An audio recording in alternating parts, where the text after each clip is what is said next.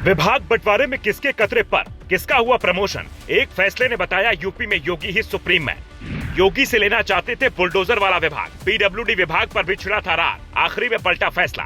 Cabinet बैठक में योगी का बड़ा फैसला, ओबीसी आयोग होगा गठित, भीषण गर्मी पर योगी की बड़ी चेतावनी। क्या 2027 चुनाव से पहले उत्तर प्रदेश में योगी आदित्यनाथ के कद को कम करने की तैयारी थी, जिस पर 8 दिनों बाद फिर से पानी फिर गया। मंत्रिमंडल विस्तार के बाद जब 17 मई की रात विभाग बंटवारे की लिस्ट आई तो उन लोगों की निगाहें सबसे ज्यादा इस पर गड़ी थी कि योगी से 2 बड़े विभाग लेना चाहते थे। सूत्र दावा करते हैं पहला विभाग था पीडब्ल्यूडी और दूसरा गृह मंत्रालय, पर दोनों ही विभाग योगी आदित्यनाथ ने किसी को नहीं दिए और यह साफ कर दिया कि उनकी सरकार में उनकी ही चलती है, वो दबाव में नहीं आने वाले बल्कि परफॉर्मेंस रिपोर्ट के आधार पर बात करेंगे। पर ऐसा चाहने वाला व्यक्ति था कौन, वो नेताजी कौन थे जिन्हें योगी आदित्यनाथ के पास 2 बड़े विभाग अच्छे नहीं लग रहे। इसे समझने के लिए ये जानना होगा कि विभाग बंटवारे में किसके पर कतरे गए और किसका प्रमोशन हुआ।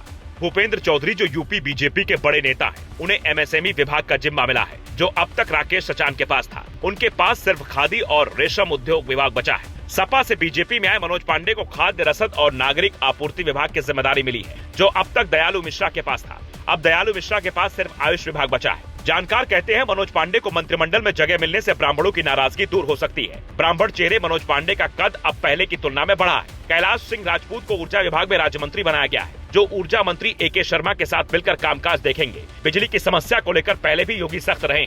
अब योगी कैबिनेट में 8 मंत्रियों को विभाग मिल चुका है। दिलचस्प बात यह है कि मंत्रिमंडल विस्तार में कई नेताओं को उम्मीद से हल्के विभाग देकर संदेश दे दिया गया कि अंतिम फैसला अभी भी योगी का ही चलता है। जिन चेहरों को बड़े मंत्रालय मिलने की चर्चा थी वे आखिरकार प्रतीकात्मक जिम्मेदारियों तक सीमित रह गए। इससे यह भी साफ हो गया कि दिल्ली की इच्छा और लखनऊ की शक्ति के बीच इस बार पलड़ा पूरी तरह से योगी के पक्ष में झुका रहा।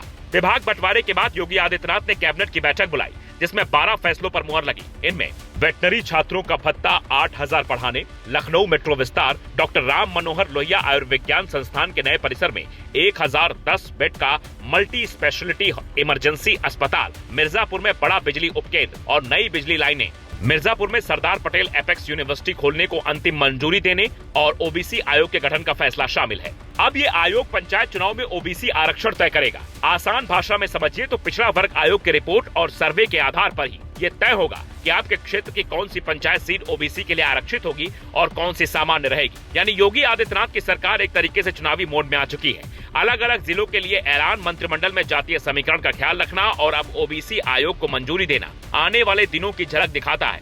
अब ये आपके ऊपर निर्भर करता है कि आप इन फैसलों को कैसे देखते हैं। Bureau report, global Bharat TV.